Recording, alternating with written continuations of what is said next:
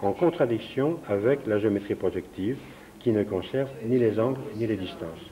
Alors, une contradiction statistique, bien évidemment, il n'y a pas contradiction, il n'y a pas opposition totale, mais contradiction statistique, d'où l'aspect du hasard. Ça, c'est un petit dessin. Excuse-moi.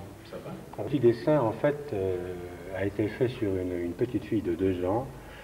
C'est la fille de mon amie Stéphanie, n'est-ce pas? Très jolie photo qu'on voit peut-être évidemment un peu avec difficulté dessous, puisque c'est l'ensemble qui fait l'œuvre, c'est pas la photo elle-même. Enfin, on distingue un petit visage très joli ici, une main, une autre main. Et cette photo était belle parce qu'il y avait des couleurs rouge, bleu, vert, noir, tout ça. Bon.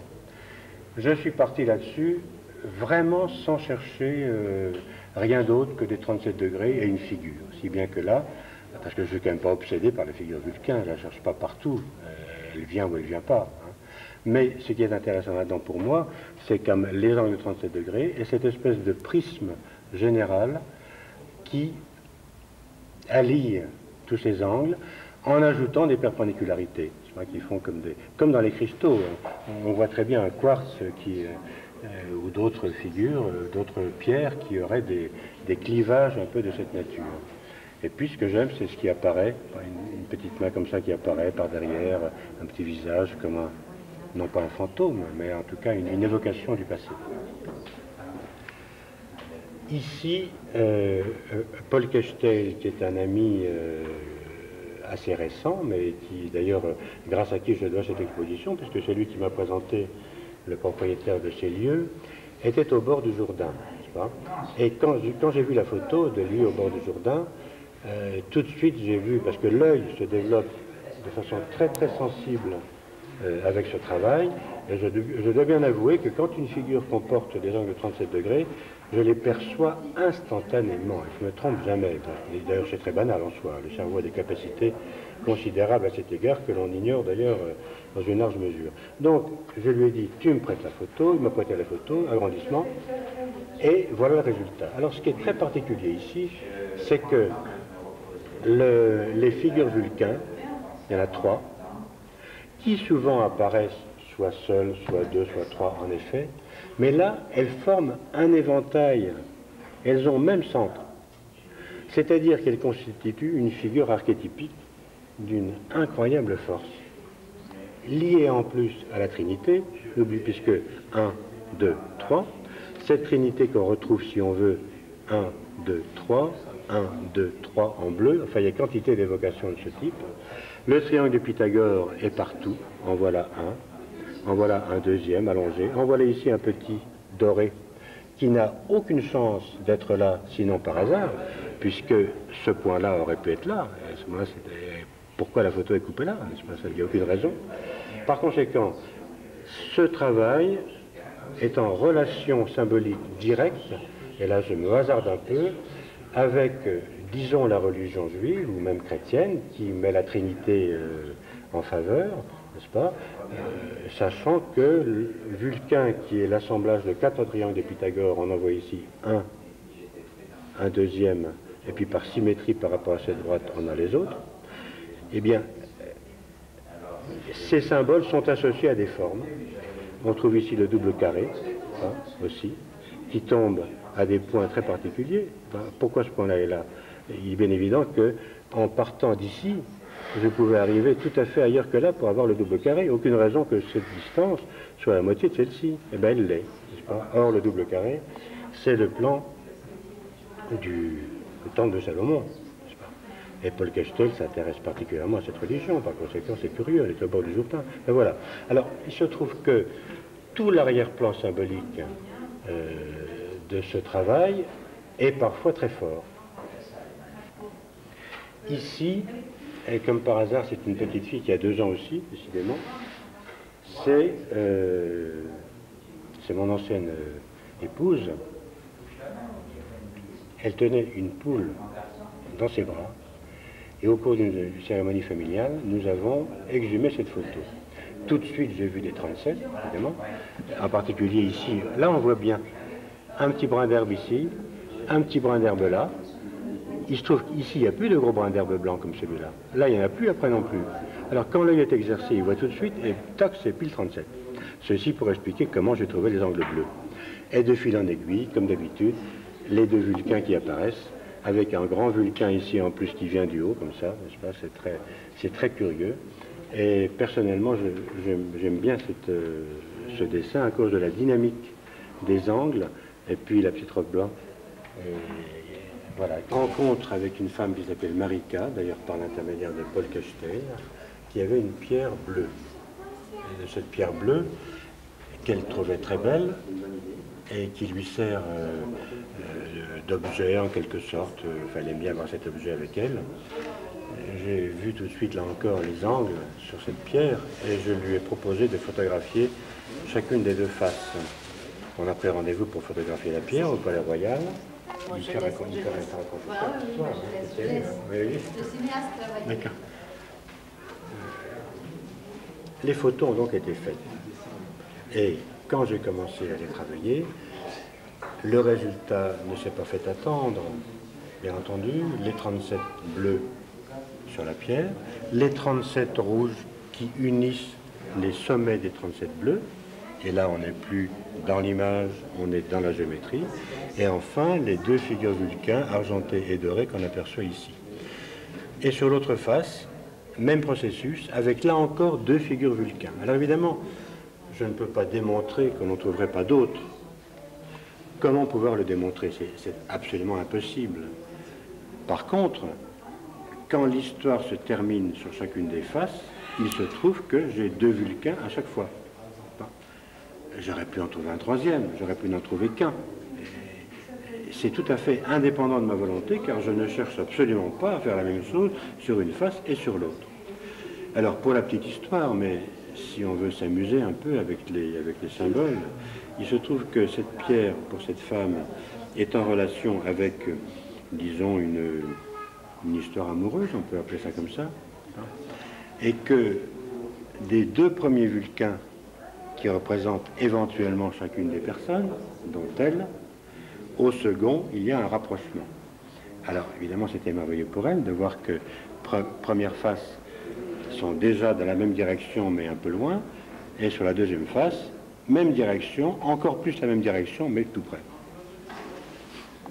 Ce dessin correspond à l'épisode des Huichols, des Indiens Huichols à Paris.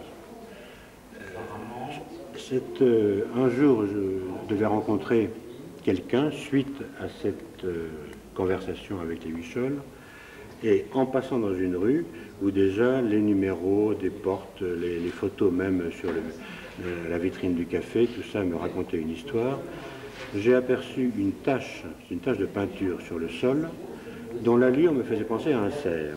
Alors le cerf, évidemment, les pattes élancées, la poitrine bombée, n'est-ce pas, la queue ici, la tête, l'œil, l'oreille, une autre oreille, c'est-à-dire ce cerf dressé fièrement, comme on voit dans les films de Walt Disney, à la limite. Dans Walt Disney, on a cette figure.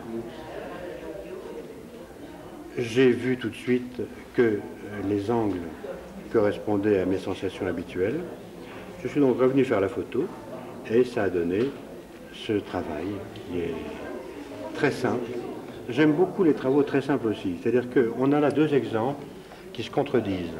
Sur cette pierre, il y a une profusion d'angles bleus, d'angles rouges, et donc c'est d'une grande complexité. C'est intéressant parce que la complexité fait comme un tissu de formes, mais j'aime aussi beaucoup, et heureusement qu'il y en a, les démonstrations presque enfantines, où il y a quelques traits. Parce qu'à ce moment-là, on se dit, c'est pas parce qu'il est compliqué qu'il trouve, c'est parce que c'est simple. Et ce qui, pour moi, est tout à fait réconfortant. C'est le cas de ce dessin, c'était le cas tout à l'heure des 37 atomes de cobalt sur la plaque de cuivre, et c'est le cas pour quelques autres. J'aime beaucoup cette simplicité de trouvailles. Les prendre ensemble, un peu comme pour la pierre. En face de l'atelier de Robert Marchand, il y a un morceau de plâtre, enfin disons que le plâtre s'est décollé du mur, et la tâche m'a semblé tout à fait intéressante formellement, donc je suis revenu le lendemain avec un projecteur, un grand fil électrique, etc.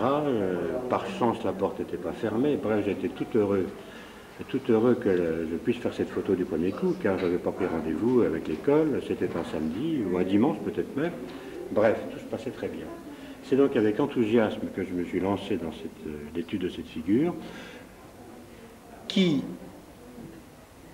se fait d'une part à échelle rapprochée, c'est-à-dire on est plus près ici, la tâche de cette hauteur-là, et d'autre part de plus loin.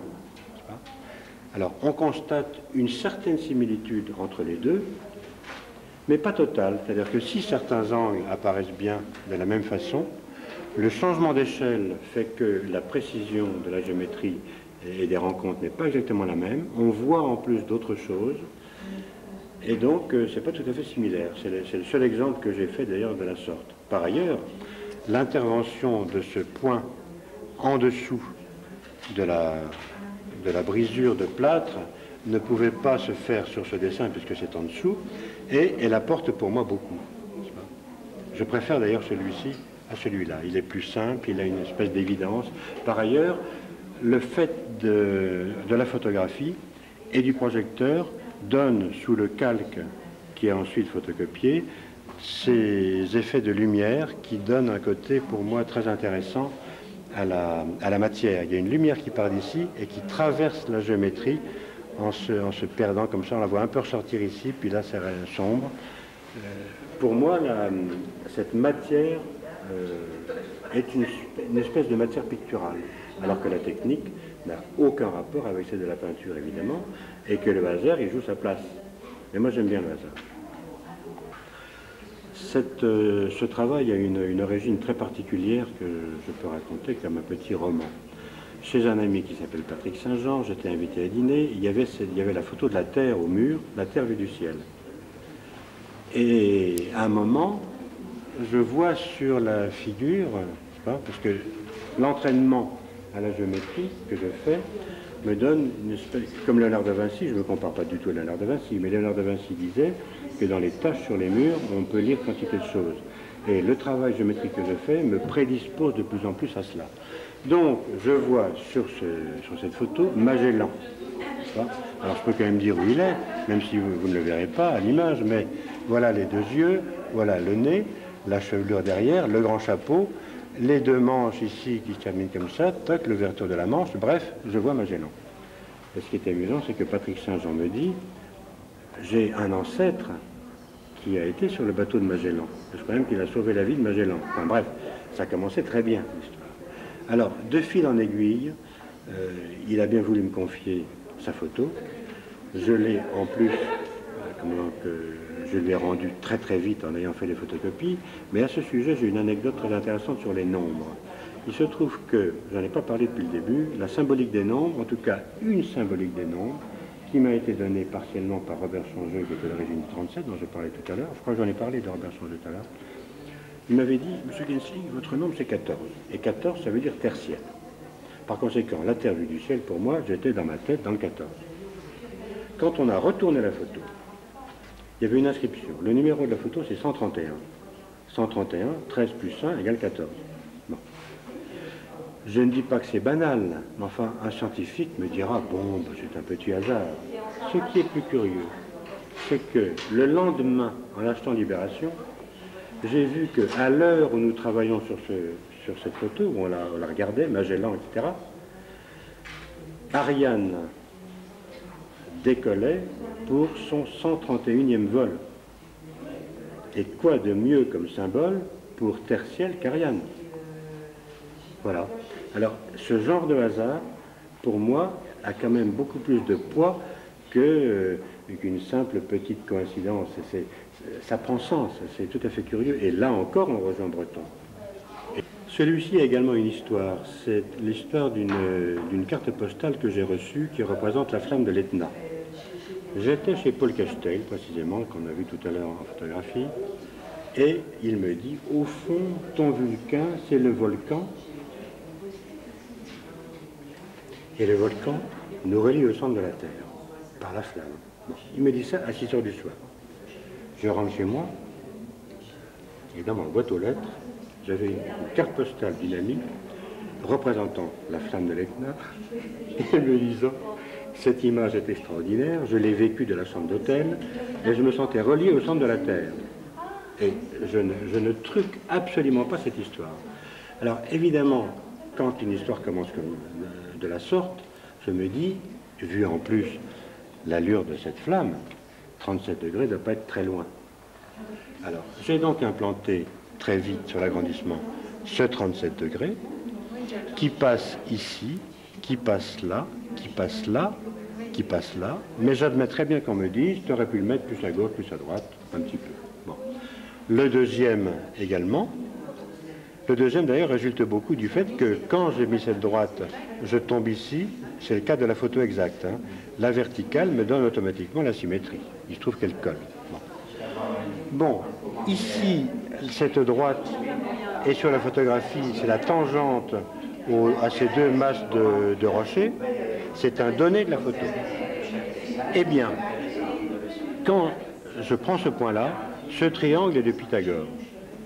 C'est un hasard absolu. C'est un hasard total, parce que si cette base de photo de carte postale avait été ici, le dessin s'écroulait. Il n'y avait pas Pythagore là. Or, il y est. Alors, ces quelques indices font que dans ces cas-là, je suis comme le chasseur à l'affût, je suis certain que la perdrix sera au bout du fusil. Donc, je repère également dans la flamme ce triangle doré qui est là, qui est un triangle de Pythagore parfaitement dissymétrique et déhanché par rapport à la figure précédente.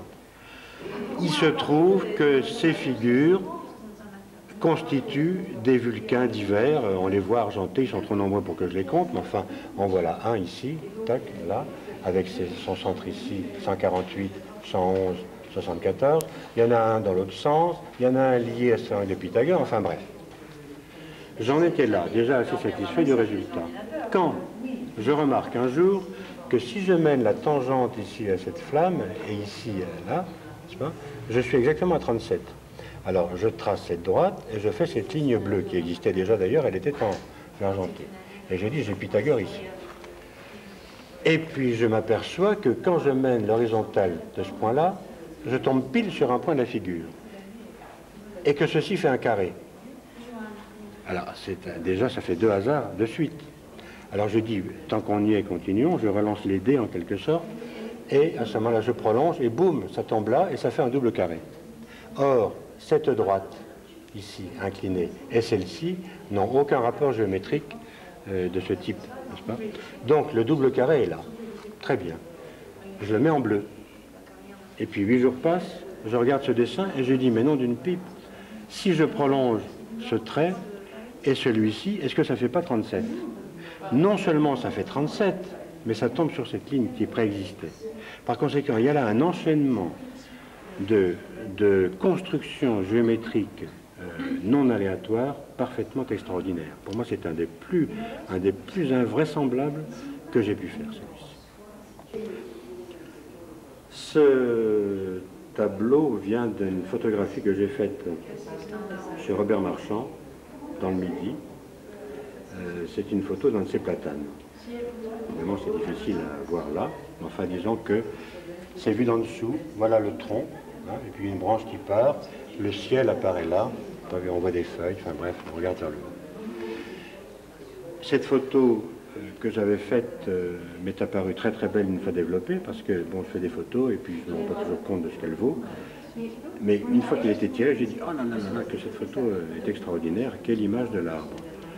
Et à ce moment-là, sans trop avoir senti, j'ai promené l'angle de 37 degrés, ce qui m'a donné tous ces angles bleus, selon la méthode habituelle. D'ailleurs, ces couleurs sont issues du décryptage de la figure. J'ai choisi le bleu et le rouge, puis le vert, dans le but de rendre la figure compréhensible. Alors, là c'est clair, il y a beaucoup d'angles bleus, mais, de façon surprenante, beaucoup d'angles rouges aussi. 1, 2, 3, 4, 5, 6, 7, 8, 9, 10, 11, 12, 13. 13 angles dits rouges, qui sont les jonctions de sommets d'angles bleus. Autrement dit, les sommets d'angles bleus sont des points de hasard. Et ils sont réunis par 13 angles rouges.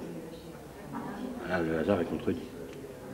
Et puis, dernier hasard contredit, c'est quand, à partir de quelques points de cette figure, j'obtiens Vulcain de façon extrêmement simple, tout colle. C'est-à-dire que là, par exemple, ici, on voit très bien que cette droite et celle-ci participent de la figure précédente. Enfin bref, tout s'organise. Ici, tous ces angles s'obtiennent. On a des points stratégiques, n'est-ce pas, qui appartiennent à la figure et qui constituent la figure Vulcain.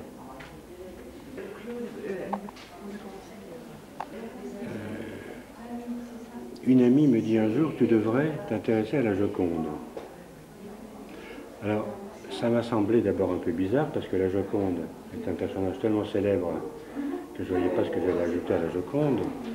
C'était quand même un gros morceau, et surtout, et plus fondamentalement, l'image de la Joconde est quand même dans le flou, n'est-ce pas? C'est-à-dire il y a beaucoup de passages de ton, on n'est pas dans la précision, on n'est pas dans le mordant d'une photographie de la main de Picasso ou d'autre chose. Alors, j'ai pris une méthode un peu différente. Je suis beaucoup appuyé sur les tangentes, comme d'habitude, mais vraiment en les traquant. J'ai eu beaucoup de mal de trouver ces tangentes, par exemple ici, n'est-ce pas? Voilà, le long du doigt, on arrive au cadre par 37 degrés. Ici encore, à partir d'autre chose, je ne sais plus laquelle d'ailleurs, enfin, il y a quelque chose dans le drapé qui fait que 37 degrés. Là, ici.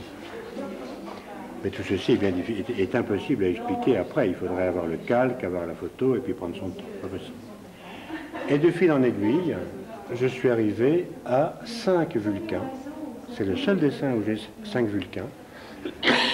C'est-à-dire qu'il en sortait tout le temps de nouveau. Alors, comment ils sortent? Je me demande. Parce que j'aurais très bien pu me contenter d'en avoir trouvé un. Tu as trouvé un Vulcain sur la Joconde, c'est parfait. Bon, 2 Vulcains. Ah, mais il y en a un deuxième là. Ah, bon, très bien, deuxième. Mais 3, 4, 5. La preuve que je ne cherche pas systématiquement le plus de Vulcains possible, c'est qu'en l'occurrence, c'est le seul dessin où il y en a 5. Alors, ça m'amuse de savoir que le grand symbole de l'Indre de Vinci, c'est quand même le Pentagone. 5. Alors, on pourra trouver que j'exagère, et d'ailleurs je n'en tire aucune conclusion, mais moi ça me plaît personnellement de trouver 5 Vulcains sur la Joconde de Léonard de Vinci, qui à partir du 5 a vraiment mis l'homme dans de la géométrie. Un ami me dit, je connais quelqu'un qui s'intéresse beaucoup à Ivanov. Il se trouve que j'avais quelques livres d'Ivanov chez moi, et je me suis dit, et si Vulcain apparaissait sur Ivanov? Alors vous allez croire que ça tourne à la manie, c'est quand même pas tous les jours que je me lance sur un dessin. Hein, c'est-à-dire que j'attends... Ah, excusez-moi. Je cherche sur les livres d'Ivanov, ou sur Ivanov, et je me dis, je vais prendre 3 photos. La première où il baisse les yeux, la deuxième où il regarde de face, et la troisième où il lève les yeux, n'est-ce pas? Et cette fois, je vais être vraiment sur le visage lui-même. Parce que il y a beaucoup de dessins que j'ai faits sur les corps entiers. Là, j'ai choisi délibérément de prendre le visage lui-même. Alors, sur le premier, qui est ici, ça a été à une vitesse absolument faramineuse. Je crois que j'ai mis 1h15 pour faire ça, n'est-ce pas? Et j'ai eu la surprise de découvrir 2 Vulcains qui descendent en plus du bord du cadre. J'aimais bien ça, n'est-ce pas? L'un à gauche, l'autre à droite, n'est-ce pas? Et il se trouve que Ivanov parlait beaucoup de cerveau gauche, cerveau droit. Par conséquent, il baisse les yeux et il y a les 2 cerveaux. Bon, ça m'a plu comme symbole. Et c'est pourquoi j'ai mis l'un en argenté, qui correspond au cerveau droit, puisque c'est l'intuition, et l'autre en doré, qui correspond au cerveau gauche, qui est la raison. Hein, c'est l'opposition soleil-lune. Bon, c'est pourquoi je les ai mis avec ces couleurs-là. Sur le deuxième visage, ça a été beaucoup plus difficile, parce que autant celui-ci a été très vite, là, j'ai bien trouvé des angles bleus en ombre, mais je n'arrivais pas à faire la synthèse. C'est bizarre, ça me résistait. Et alors, ce qui est curieux, c'est que j'ai pensé à ce moment-là, il est trop fort, ce visage. Il me résiste, mais parce que c'est un peu gonflé de chercher de la géométrie sur un tel visage, quoi. Il a un regard quand même très fort, etc. Et en même temps que ce visage était étudié, il y avait une émission que j'avais magnétoscopée, c'était le portrait de Dorian Gray, alors qui est le contraire même d'Ivanov. Autrement dit, quand je faisais ce dessin pour trouver Vulcain sur Ivanov, Dorian Gray s'enlaidissait au fur et à mesure sur le tableau. Et la coïncidence est assez étonnante, parce que c'est pas tous les jours que je regarde de Dorian Gray quand même. Donc il y avait une relation de symétrie entre la résistance de ce portrait d'un homme quand même très illuminé, on ne peut pas dire le contraire, on peut ne pas être d'accord avec tout ce que ces gens-là disent, mais enfin il y a quand même une force et un travail personnel énorme chez un maître spirituel de cette stature, et donc il résistait. Alors j'ai un moment, clac, ces 3 petits angles rouges sont arrivés, et il a suffi de les trouver pour que Vulcain apparaisse tout de suite. Boum. Alors il y en a 2 aussi, un qui va dans ce sens-là, un qui va dans ce sens-là. Alors ce qui est amusant, c'est qu'il regarde horizontalement. Là, il baissait les yeux, ça venait du haut. Là, horizontal, gauche-droite.